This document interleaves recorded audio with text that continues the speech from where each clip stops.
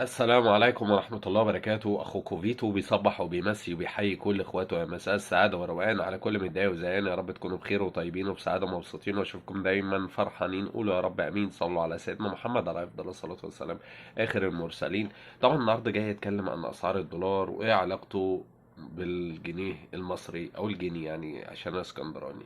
طبعا يعني الموضوع زاد وكان واقف عند 48 وزاد بقى ب49 وتلات قروش. والكلام ده مش من عندنا، الكلام ده من المواقع المصرية، زي المصري اليوم واليوم السابع وجرايد تانية كتير. فراح على بينا على فين؟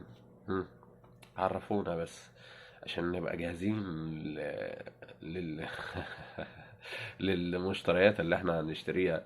سندوتش الفول احنا هناكل الفول بالقسط بعد كده. انا داخل جمعية عشان اكل سندوتش فول. الله موفق المستعان، يعني حاجة تحزن، يعني هم يبكي وهم يضحك. عجبك الفيديو؟ اعمل اشتراك، فعل الجرس، لايك، وراك تعليق، شير. الله المستعان. واشوفك بقى في الفيديو اللي جاي. سلام.